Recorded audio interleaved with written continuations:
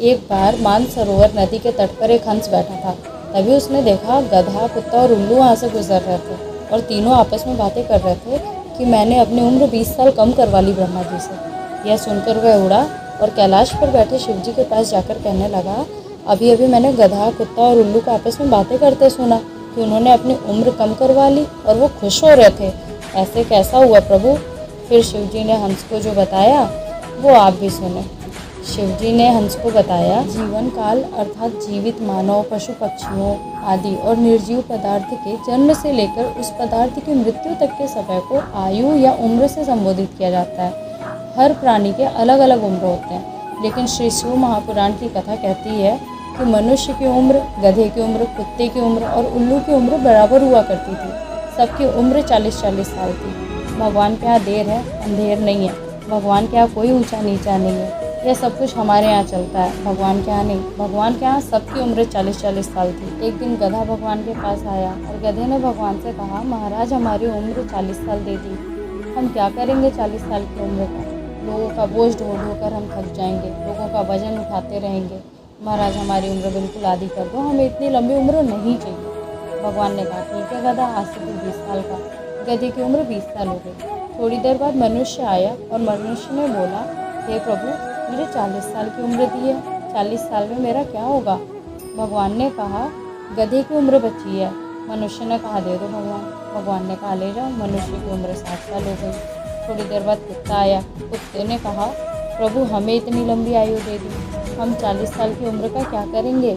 लोगों के दरवाजे पर बैठा रहता हूँ, दरवाजे पर बैठकर जूठन खाऊं, दरवाजे पर बैठ कर रोटी खाऊं, दरवाजे पर बैठ कर धूम हिलाऊं, दरवाजे पर से चिल्लाऊं, महाराज मेरी उम्र कम कर दो।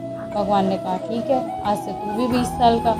थोड़ी देर बाद मनुष्य फिर आता है। मनुष्य ने कहा, प्रभु 60 साल में मेरा क्या होगा? भगवान ने कहा, कुत्ते की बच्ची है। मनुष्य ने कहा, चल जाएगा। थोड़ी देर बाद उल्लू भी आया। उल्लू ने आकर कहा कि प्रभु मुझे 40 साल की उम्र दे दी, मैं 40 साल की उम्र का क्या करूँगा? रात रात भर जगता हूँ, पेड़ों पर टंगा रहता हूँ, रात में मुझे नींद नहीं आती, रात भर मुझे चौकीदारी करना पड़ता है, मेरी उम्र कम कर दो। भगवान ने कहा, कितनी कम कर दूँ? उल्लू ने कहा, बिल्कुल आधी कर दो। भगवान ने उल्लू की उम्र भी आधी कर दी। फिर थोड़ी देर बाद मनुष्य फिर आता है। मनुष्य ने बोला, भगवान मेरा 80 साल में क्या होगा? भगवान ने कहा, उल्लू की उम्र बची है, चलेगी? मनुष्य ने कहा, दे दो। अब मनुष्य पूरे 100 साल का हो गया। श्री शिव महापुराण की कथा कहती है कि 40 वर्ष तक मनुष्य अपनी ज़िंदगी को सही से जीता है, खूब खाता है, आराम से पचाता है, सब चकाचक रहता है, क्योंकि 40 वर्ष तक की ज़िंदगी उसकी अपनी ज़िंदगी है। 40 वर्ष तक की आयु में ही मनुष्य की अपने बुद्धिमत्ता की परीक्षा होती है। उसे जो करना होता है वो अपने 40 साल की उम्र में ही कर लेता है। फिर हंस ने पूछा, प्रभु अगर गधे की, कुत्ते की और उल्लू की उम्र मनुष्य को लगी है तो मनुष्य इस उम्र को कैसे जिएगा? फिर शिव जी ने बताया कि उसके बाद मनुष्य 40 से 60 साल के बीच मनुष्य गधे जैसा बोझ होता है, बच्चों को बड़ा करता है, शादी करने का टेंशन रहता है, परिवार को पालता है, बोझा ढोते रहता है। जैसे गधा बोझ ढोता है वैसे ही 60 साल तक वो बोझ ढोता है। 60 के बाद उम्र किसकी लगी? कुत्ते की। जब तुम्हारी उम्र 80 की हो तब घर के लोग कुर्सी डाल के खटिया पलंग दरवाजे के पास बिठा देंगे और रोटी भी दरवाजे के पास, चाय भी दरवाजे के पास। कोई भी मिलने आए वहीं से चिल्लाया, बहू, वैसी ही आवाज़ में, क्योंकि कुत्ते की उम्र है। 80 से 100 साल तक उल्लू की उम्र। डॉक्टर साहब मुझे रात में नींद नहीं आती, डॉक्टर साहब मुझे नींद नहीं आती, मुझे नींद की दवाई दे दो, मुझे नींद की गोली दे दो।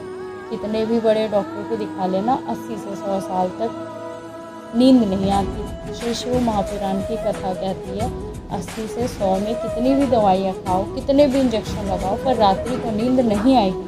उस दवाइयाँ खाने के बाद अगर नींद आएगी भी तो 1 से 1:30 तक नींद आएगी। उसके बाद 2 बजे के बाद उल्लू की तरह टुकुर टुकुर देखते ही रह जाओगे। तात्पर्य यह है कि जो ईश्वर करता है अच्छे के लिए ही करता है। जीवन मरण सब ईश्वर के हाथों में है, अतः ईश्वर पर अटल विश्वास बनाए रखने की ज़रूरत है।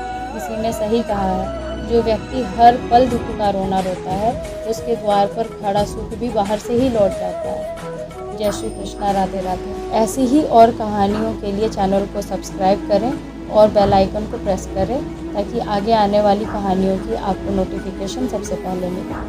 धन्यवाद।